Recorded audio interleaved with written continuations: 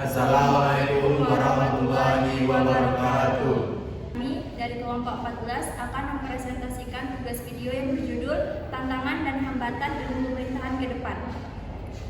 Radio dengan NIM 2401126026. Saya Wakil Nopal dengan NIM 2401111525. Saya Niza Aulia Fibriani dengan NIM 2401112258. Saya Dina Karina dengan NIM 2401112118. Selamat menyaksikan. Baik, di sini saya akan menjelaskan tentang perkembangan lingkungan strategis global dan nasional. 1. Globalisasi. Perkembangan globalisasi termasuk perdagangan bebas, mengintegrasikan ekonomi dan mempengaruhi kebijakan dalam negeri. 2. Perubahan iklim. Perubahan iklim menimbulkan tantangan baru bagi negara-negara, termasuk dalam pengelolaan sumber daya alam dan mitigasi dampak. Ketiga, konektivitas. Perkembangan teknologi, komunikasi dan informasi meningkatkan konektivitas antar negara yang berdampak pada dinamika politik dan sosial. Keempat, dinamika politik. Dinamika politik global seperti konflik dan ketidakstabilan berdampak pada keamanan dan stabilitas nasional. Yang kedua, perubahan paradigma ilmu pemerintahan. 1. Berorientasi pada masyarakat.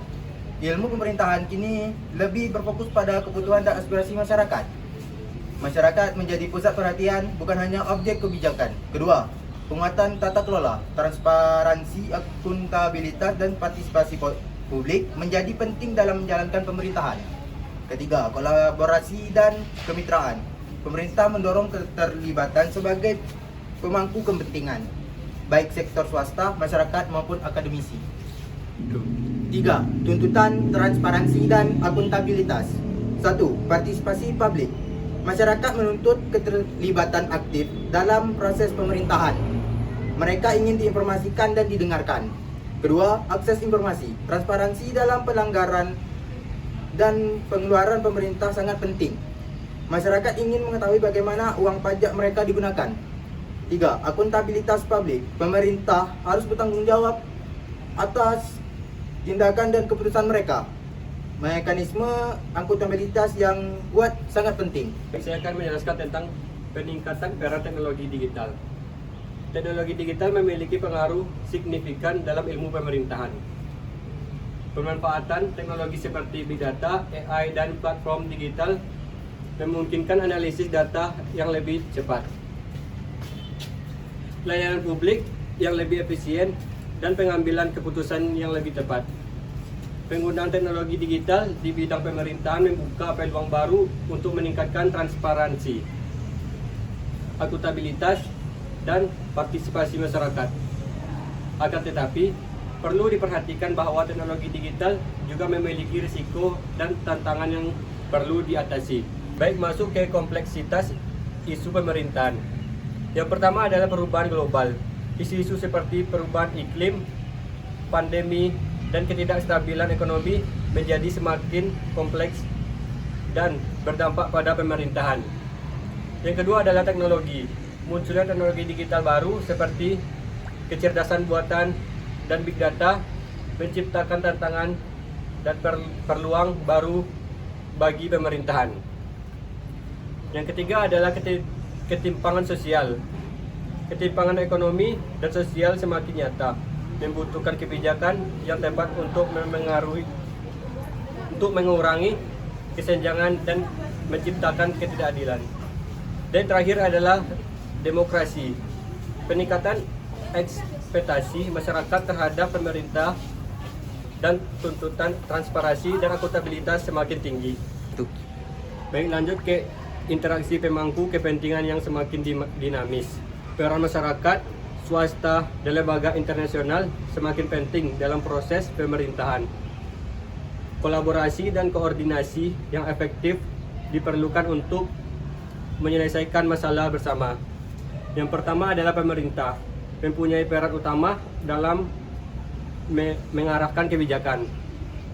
Yang kedua adalah masyarakat, berperan aktif dalam pengawasan dan partisipasi. Yang ketiga adalah swasta, mendorong inovasi dan efisiensi dalam penyediaan layanan. Dan yang terakhir adalah lembaga internasional, memberikan dukungan dan pembiayaan. Baiklah, saya akan menjelaskan tentang reorientasi kurikulum dan metode pengajaran. Di dalam reorientasi kurikulum terdapat 3 poinnya, yaitu 1. Pengembangan kurikulum, yaitu menyesuaikan dengan perkembangan zaman dan tuntutan kompetensi. Yang kedua, metode pengajaran, yaitu menekankan pada pembelajaran aktif dan kreatif. Yang ketiga, integrasi teknologi, penggunaan teknologi digital dalam proses pembelajaran. Yang selanjutnya, penguatan jaringan dan kolaborasi antar lembaga, yaitu yang pertama peningkatan efisiensi, yaitu kolaborasi antar lembaga dapat meningkatkan efisiensi dalam pelaksanaan program dan kebijakan publik. Yang kedua, pertukaran pengetahuan, yaitu kolaborasi antar lembaga mendorong pertukaran pengetahuan dan praktik terbaik sehingga menghasilkan kebijakan yang lebih efisiensi dan efektif. Yang ketiga, inovasi bersama. Jaringan dan kolaborasi mendorong terciptanya inovasi baru dalam penyelesaian masalah pemerintahan. Selanjutnya adalah inovasi dalam proses kebijakan publik. Hal ini sangat penting untuk memastikan efektivitas, efisiensi, dan relevansi kebijakan. Proses kebijakan publik yang inovatif harus responsif terhadap perubahan lingkungan, melibatkan berbagai pemangku kepentingan, dan memanfaatkan teknologi digital untuk meningkatkan transparansi dan akuntabilitas. Nah, adapun yang selanjutnya adalah penguatan kapasitas pemerintah daerah. Yang pertama, pemberdayaan masyarakat, meningkatkan partisipasi masyarakat dalam pengambilan keputusan dan pelaksanaan program. Yang kedua, peningkatan kualitas sumber daya manusia. Hal ini penting karena pengembangan kapasitas bagi aparatur pemerintah daerah.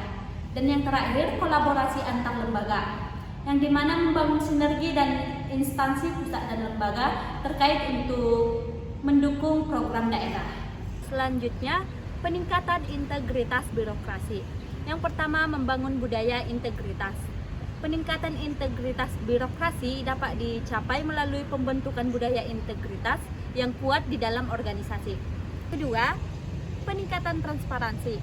Meningkatkan transparansi dalam pengambilan keputusan dan pengelolaan keuangan dapat membangun kepercayaan publik dan mencegah penyimpangan.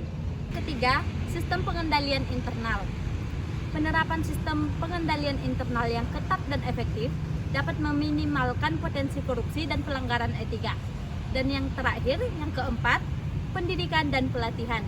Melakukan pendidikan dan pelatihan secara berkala untuk meningkatkan pengetahuan dan kesadaran aparatur tentang pentingnya integritas.